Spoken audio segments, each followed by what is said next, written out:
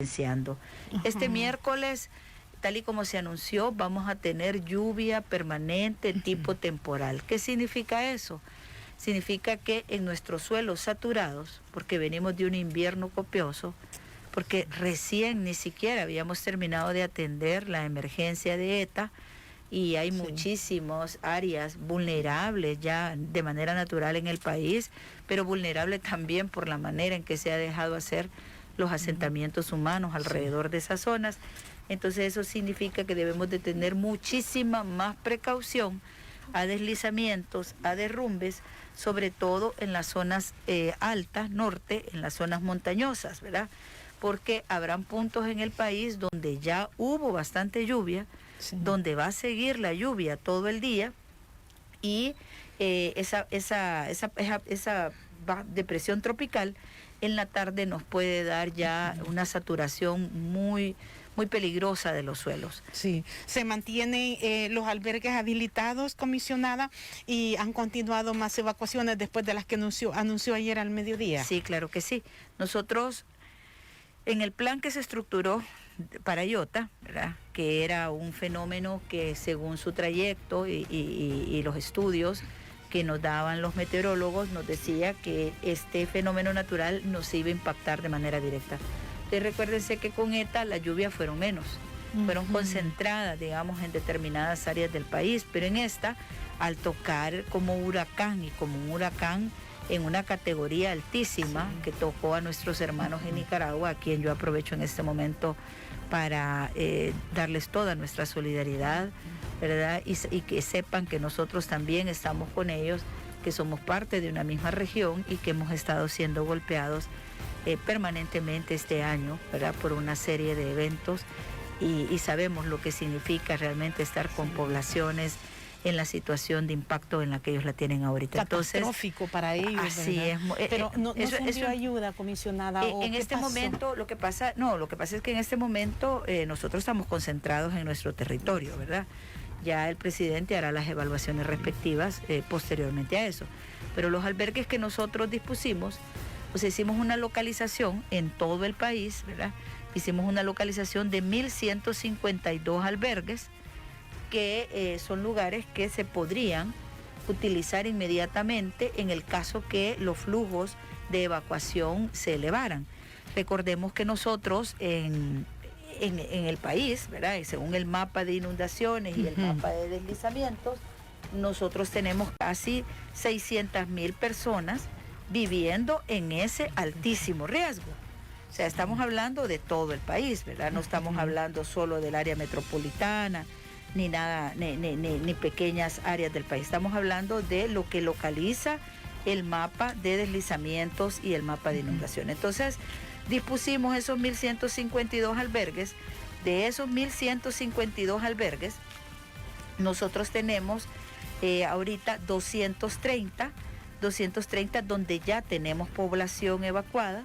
Para el día de ayer teníamos una cantidad, hoy tenemos nosotros 880 personas que están albergadas y seguimos nosotros trabajando en este momento los gobernadores, porque todo el Sistema Nacional de Protección Civil está activado, todo el gobierno se ha puesto a la disposición del presidente de la Comisión Nacional de Protección Civil, que es Mario Durán, quien ha liderado, digamos, todos los esfuerzos de ETA, todos los esfuerzos que se hicieron con el deslizamiento de Nejapa y ahora también con el tema de Iota. Se les dio fue un eje a partir de ETA. Bueno, antes habíamos tenido lo de Nejapa. A partir de ahí se estructura todo este plan al que han venido fortaleciendo, comisionada. No, nosotros tenemos un plan de invierno, que es el plan que se prepara, junto con Protección Civil y con todo el sistema de Protección Civil, donde están de todas las instituciones del gobierno que tienen relación con esto. Ahí está Salud, ahí está Defensa, ahí está PNC, ahí está Obras Públicas, está Fovial, está Relaciones Exteriores por el tema de las ayudas. O sea, las comisiones ya están dadas por la ley. Ahí en el plan de invierno, que además fue discutido con todas las instituciones de gobierno adicionales al sistema de protección, en ese plan de invierno ya estaba planteado que se nos iban a presentar situaciones un poco difíciles por lo copioso que se preveía que era el invierno. Luego Viene el tema del deslave de Nejapa, ya eso alerta, hace afinar, digamos, algunos datos y algunas áreas, como por ejemplo la de infraestructura y la de vivienda, porque quedan viviendas destruidas, las cuales inmediatamente el presidente dice tiene que reconstruirse y eso es lo que se va a hacer. Y luego, entonces viene ETA. Sí. Y entonces con ETA pusimos a prueba ya un despliegue masivo de personal del gobierno en todo el país. Somos alrededor de 115,000 eran en ese momento. Ahora, para IOTA hemos tenido más de 130,000 trabajadores de todo el gobierno. Hemos tenido casi 400 maquinarias distribuidas a nivel nacional. También hemos tenido camiones, helicópteros, todo tipo de transporte, ¿verdad?, dedicado a esto. Y entre hace 2 días para acá ya llevamos 93,000 paquetes alimenticios distribuidos por anticipado en las islas de que rodean nuestro país, que son parte de nuestro territorio, y que además podrían ser terrenos o lugares donde por la lluvia podíamos no llegar tan inmediato, claro, como se quisiera. Así es, entonces de forma anticipada el presidente dio la orden de que se les entregara el paquete alimenticio. Para este día en la mañana ya totalizamos 93,000 paquetes entregados, no solo en las islas, sino que también hemos entregado en otras zonas, como los salvadoreños que han quedado abandonados prácticamente en los bolsones, y las otras áreas que, según el mapa de inundaciones y el mapa de riesgo, son las zonas que podían quedar mucho más impactadas y a las que había que ayudar de manera inmediata. Sí. Así que le comento, tenemos 1,000 equipos de salud, entre enfermeras, médicos y otro tipo de personal de salud desplegados en todos los albergues.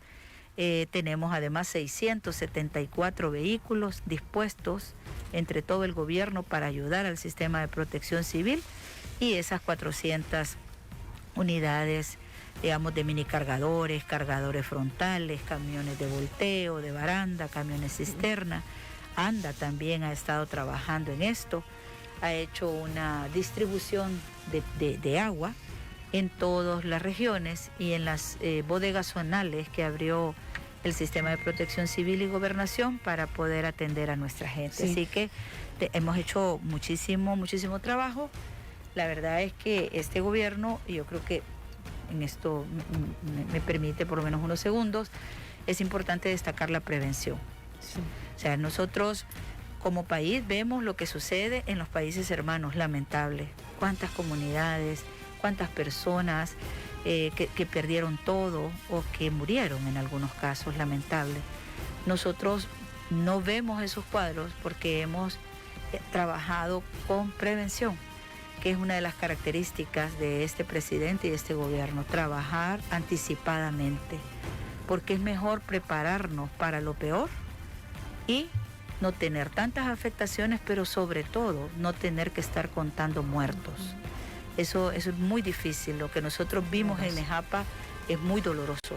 Sí. Realmente son cuadros que no queremos volver a vivir en este país. Sabemos que este es un país vulnerable, sabemos que este es un país donde miles y miles de familias y de personas no han tenido la opción de obtener una vivienda, no han tenido la opción de tener oportunidades dentro de la trama urbana y ser ciudadanos de pleno y no ciudadanos de segunda, como los han tenido viviendo en esas zonas de riesgo. ¿Se mantiene la alerta roja? ¿Hay CEL dio algún reporte, comisionada, sobre cuáles son los niveles de los embalses? ¿Ha sido necesario descarga o cómo estamos? Bueno, miren, ese es otro tema, que CEL es parte de este equipo, siempre. Es parte de este equipo, y desde el primer momento se estructuraba un plan especial para las descargas en la presa El Guajoyo, en la presa Cerro Grande, que además tiene una influencia en 3 departamentos, en la presa 5 de noviembre y en la presa 15 de septiembre.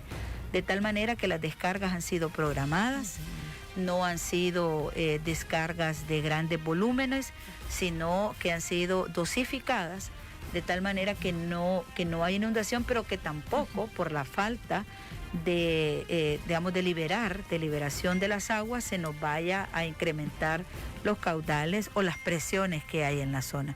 todas esas zonas han tenido un plan específico.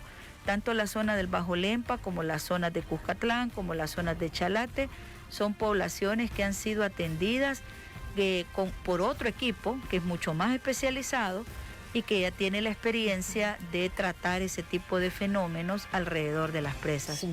De manera personal ha andado allá nuestro presidente de CEL en la zona del Bajo Lempa, habilitando albergues y generando condiciones pues para que esta gente, mucho más que otra, fuera evacuada con total anticipación. Estas 880 personas que han sido evacuadas de forma preventiva, comisionada Recinos, ¿en qué puntos se han hecho las mayores evacuaciones? Bueno, primero decirles que los 1.152 albergues están en todo el país, porque somos un territorio tan pequeño y son tan grandes los fenómenos que nos han estado atacando, que nosotros no podemos decir solo vamos a abrir albergues en la zona del Paracentral o en la zona alta de Las Pilas, en Citalá o en la zona de Cuscatlán, ¿verdad? O allá en el Carmen, en el Sauce, en la Unión. No, los hemos habilitado y los hemos equipado en todo. Decir que cuando digo equipado, es equipado. Nosotros no queremos tener a la gente tirada en el suelo, en colchonetas y en condiciones de humedad. Todos tienen cama, todos tienen condiciones dignas, todos tienen médico, todos tienen frazada, todos tienen el resguardo y la dignidad que se merece nuestra población. Y se hizo también como fumigación por lo de la pandemia, ¿verdad? Porque cuando tenemos esos 1.000 equipos de salud, inmediatamente supimos de este evento y quedamos permanentemente activados de TETA. Los equipos de salud han hecho la sanitización. Y yo quería referirme a esto luego, pero sí, bueno, o sea, la sanitización y la habilitación de los albergues contando con el visto bueno desde la perspectiva de salud. ¿Por qué? Porque estamos en una doble emergencia permanente. El COVID no ha terminado. El COVID no ha terminado. Nosotros tenemos 36.669 casos. Tenemos nosotros activos casos, 2.549. Y lamentablemente tenemos 1.056 muertos. Si bien este país es el que más pruebas ha hecho en la región, porque llevamos 514.708 y ha sido reconocido no solo por los organismos de salud, no solo por la Organización Mundial de la Salud o la OPS, sino incluso por las asociaciones y los organismos de turismo y los organismos económicos que dicen El Salvador ha sido reconocido como un país seguro por el exitoso manejo de la pandemia. La verdad es que el COVID sigue matando gente. Y cuando nosotros vamos y evacuamos a las personas, lo tenemos que hacer de manera cuidadosa, lo tenemos que hacer con anticipación, porque hay que garantizar la mascarilla, el distanciamiento, que el lugar tenga el saneamiento adecuado, que los niños y las familias que no han tenido contacto con otros grupos y que en esta situación pueden mezclarse, lo hagan lo menos posible. Ahí están nuestros médicos y enfermeras garantizando, además de tratarlos por su evacuación y por el trauma que significa salir de repente de la casa, tratándolos también e identificando los síntomas tempranamente y haciendo las pruebas necesarias para que el COVID no se nos vaya a disparar. Las zonas donde nosotros hemos privilegiado son las zonas que Medio Ambiente ha dicho son las de mayor impacto y que evidentemente ha sido así. La zona del Bajo Lempa, la zona alrededor del Río Grande en San Miguel, las zonas de Puerto Parada, las zonas altas de Chalatenango, Cuscatlán, La Unión y algunas zonas de Morazán. Esas son las zonas más afectadas. En todas esas hay albergues, pero es algo como muy significativo decirles que nosotros tenemos albergues en todo el país. Por ejemplo, en Aguachapán tenemos 11, en Cabañas tenemos 6, en Chalatenango 12, en Cuscatlán 5, en La Libertad 51, en La Paz tenemos 17, en La Unión 6, Morazán 14, San Miguel 8, San Salvador 25, San Vicente, que es la zona del Bajo Lempa y todas esas zonas aledañas, 40, en Santa Ana 8, en Sonsonate 19 y en Usulután 19. es. Con este recuento sobre la habilitación de albergues, vamos a hacer una pausa. Comisionada Carolina Resino, jefa de operaciones y gabinete de gobierno, hablándonos sobre las acciones que siguen debido a la alerta roja por el paso de la hora de presión tropical Iota. Son las 7:26 de la mañana, ya volveremos. 7 de la mañana con 31 minutos en la poderosa radio cadena YSKL. Nuestro programa Punto de Vista, hablamos hoy con la jefa de gabinete y operaciones, la comisionada Carolina Resino. Gracias a Cemento Regional, calidad, durabilidad, entrega inmediata y hecho 100% en El Salvador. Eso y más lo encuentran en Cemento Regional, el Supercemento. ¿Cuál ha sido el informe que traen los equipos, comisionada Resino, de humanitarios que estuvieron entregando ayuda para esta catástrofe que tuvieron también los pueblos de Guatemala y Honduras? ¿Qué les han dicho? Hubo en algún momento los médicos que dijeron que no habían logrado una buena logística cuando estuvieron en Guatemala, que los habían llevado a un gimnasio, pero al final se logró el objetivo de este apoyo solidario y humanitario, comisionado.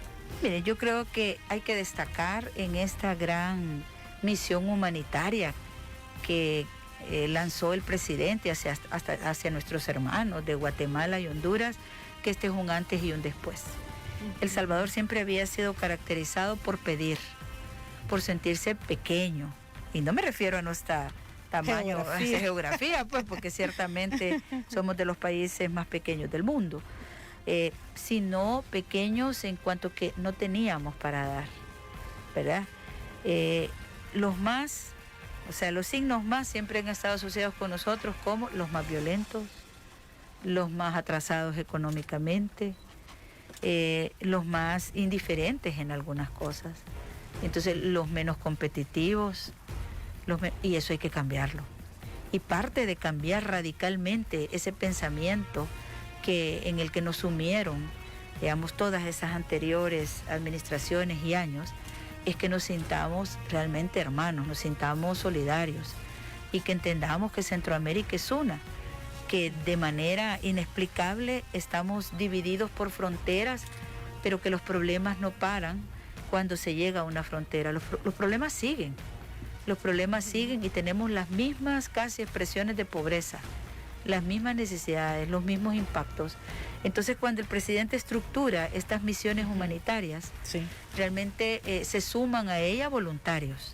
No todos los que van pueden pasar esa asignatura de poder hacer lo que vas a hacer a un país donde no sabes dónde vas a dormir, donde no sabes cómo va a ser la comida, aunque nosotros llevábamos todo, porque no podíamos llevarle una carga a los países a los que estábamos ayudando, pero no es como estar en la casa, sí, claro. No es como estar en el país donde vos decís, bueno, me voy a ir a la esquina porque ahí venden pupusas y ahí voy a comer, ahí vos vas a otro tema. Sí. Entonces las personas que fueron, así es, las personas que fueron hacer este gran acto de solidaridad, primero mis respetos, porque ahí iban médicos, ahí iban bomberos, ahí iba cuerpo de socorro, ahí iba policía, ahí iba personal también de la Fuerza Armada, iban nuestros titulares, los que encabezaron como jefes de misión, tanto el tema de la alimentación como el tema de los rescatistas y de los otros apoyos que también se le dieron a Guatemala a través de las aeronaves, de los helicópteros, porque habían zonas en las que ellos no podían llegar. Entonces, es una gran experiencia, pero sobre todo se inicia un proceso entonces de acercamiento y de hermanamiento sólido con Centroamérica. Centroamérica no va a estar unida por planes, solo por planes, ni solo porque hayan organismos regionales. Centroamérica tiene que unirse porque hay realidades comunes y hay intervenciones comunes. Hay pueblos hermanos que tienen que trabajar más de la mano. Así que nosotros llevamos 30,000 paquetes alimenticios a cada uno de estos países para esas poblaciones que habían sido severamente impactadas, para poderle colaborar a esos países y a esos gobernantes homólogos de nuestro presidente.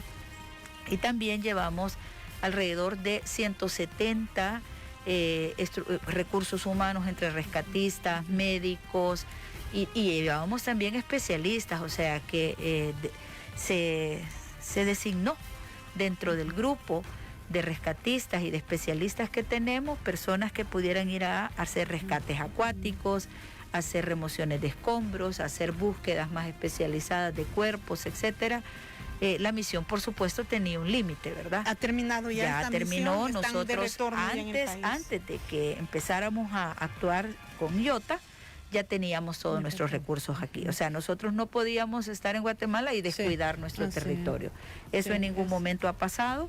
Hemos estado aquí atendiendo y todo se entregó a las autoridades y con las notas y los convenios respectivos que tienen que firmarse entre Cancillería y Cancillería. Sí. O sea, todo ha sido de manera ordenada.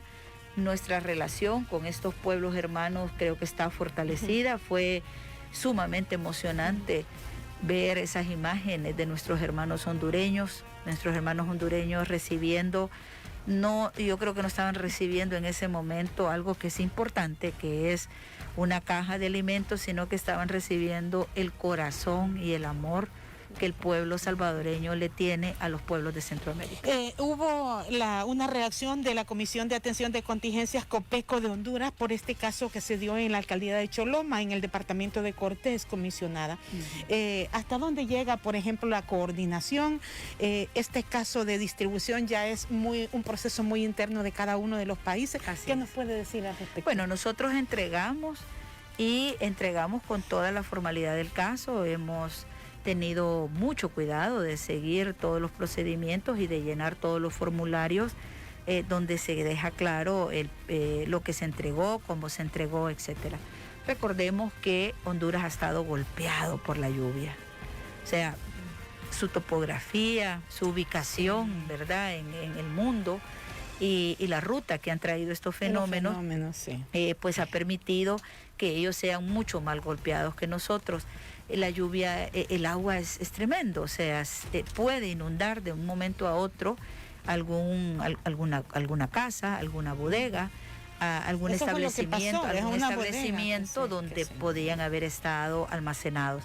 Nosotros no podemos hacernos cargo de la distribución, ni podemos quedarnos hasta que el último de los paquetes esté en manos de la gente. Confiamos en las autoridades, confiamos en que esta ayuda ha sido firmada, ha sido anunciada entre presidente y presidentes, ¿verdad? Y entre canciller y canciller. Entonces, creo que las explicaciones de las autoridades de Honduras ya están dadas. Los alcaldes también tienen que tomar sus providencias y, por supuesto, para nosotros como gobierno, para el presidente Bukele como nuestro jefe, lo principal es que la ayuda llegue a las manos de la gente. Y entonces, en ese sentido, creo que en esa ruta vamos. Los alimentos no pueden dañarse solo por el agua porque también van embalados hacia adentro, empacados, pero las cajas probablemente sí se pueden haber dañado. Ellos tienen que tomar sus medidas y nosotros creemos en que las autoridades le van a entregar la alimentación a la población. Seguimos con la alerta roja, comisionada Recinos, pero habrá lecciones aprendidas de esta dificultad, tanto en normativas, regulaciones, como usted nos ha dicho. Esto de administración de recursos de FOPROMID está pendiente, hay que fortalecer el FOPROMID, y uno de los puntos neurálgicos que han señalado en la Asamblea como para que no avance la aprobación es la necesidad de la rendición de cuentas. ¿Cómo ve usted una regulación tanto para gozar de los recursos financieros del fondo y también paralelamente la transparencia? No, mire, yo creo, voy a empezar por lo último, porque ellos están faltando a la verdad. La información que han pedido y la rendición de cuentas que han pedido se les ha entregado.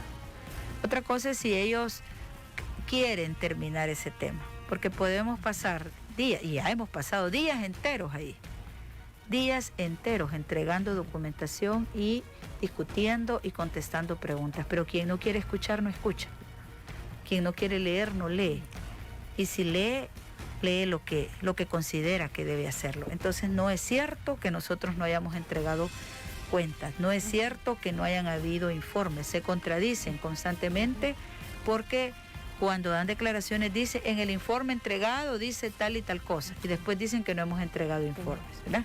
Eso en lo primer lugar. Segundo, FOPROMID es una ley que data desde el 2005 y que fue creada precisamente en todos sus fundamentos, se puede tener ahí la lectura, para atender las emergencias en un país que es vulnerable. ¿Cuánto FOPROMID hizo uso los gobiernos anteriores? Millones. ¿Cuántas emergencias ellos decretaron sin necesidad de pasar por la Asamblea Legislativa? Muchísimas. Y dentro de la estructura del presupuesto general siempre iban millones de FOPROMIS. Pero como ahora la intención es detener este gobierno, bloquear las acciones de este gobierno, entonces se abre una discusión en torno a FOPROMID. Hay una cuando solicitud, la verdad, bueno, ya la presentamos hace meses. Dentro de los créditos, hay un componente que está orientado hacia FOPROMID. ¿Por qué está orientado a FOPROMID?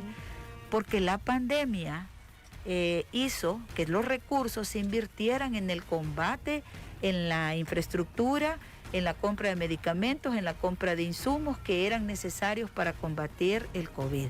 Entonces, cuando autorizan hacer la gestión de los recursos que internacionalmente, con los organismos internacionales, se gestionaron, allí hay una partida que es para FOPROMID, pero no han aprobado nada. Nosotros, todas estas emergencias las hemos estado afrontando enfocados en ejecutar debidamente el presupuesto 2020.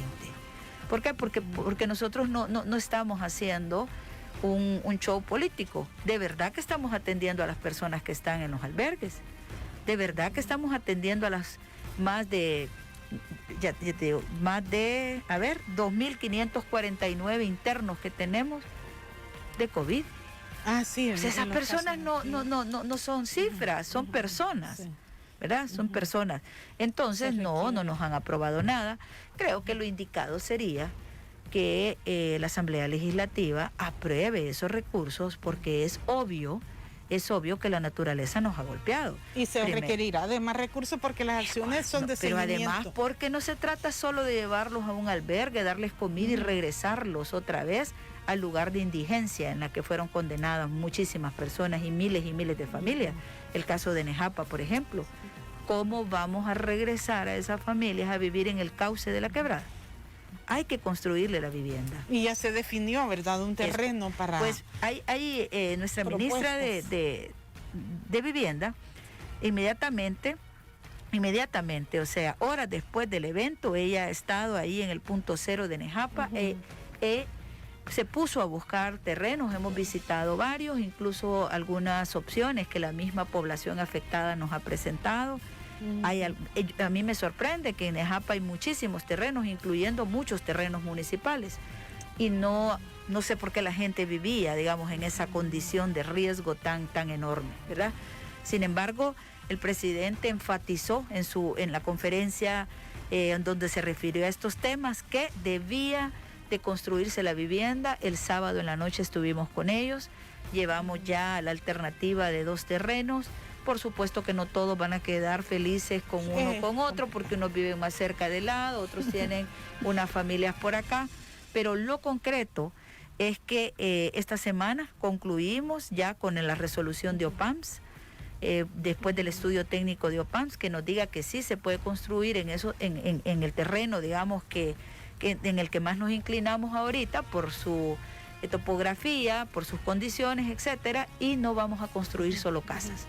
Vamos a construir y vamos a tratar de generar ahí un polo de desarrollo local, donde la escuela, la educación, el transporte y todos los servicios que estas comunidades siempre vieron de lejos, porque estuvieron en una condición de ciudadanos de segunda, los puedan tener cerca. O sea, el presidente no solo ha dicho, regrésele una casita, y ahí vea cómo hace con la energía, y ahí vea cómo hace con el bus, y ahí vea si le queda lejísimos la carretera, y si además es un núcleo poblacional bastante joven, bastante activo, bueno, entonces que vayan a buscar trabajo por otros lados. Entonces vamos a tratar de crear una condición de desarrollo integral. Estaremos pendientes entonces de esta resolución técnica para la factibilidad de estas alternativas. Comisionada Carolina Resino, le agradezco que nos haya acompañado en esta cabina Zoom.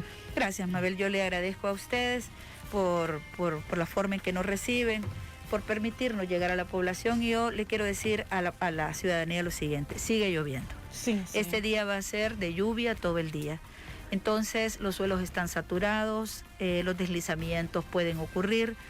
por favor acaten las disposiciones de protección civil, y si no hay algo urgente y puede esperar, por favor quédense en casa, porque los vientos, la lluvia, unidos, más las heridas de este país y las vulnerabilidades de este país, nos pueden dar resultados catastróficos. Acaten las recomendaciones, hay que ser cautos para evitar mayores consecuencias. Gracias a Dios no hemos tenido estos fuertes impactos, pero si contribuimos será mejor para minimizar el efecto de estas inclemencias climáticas. Ponemos punto final a nuestro programa de hoy.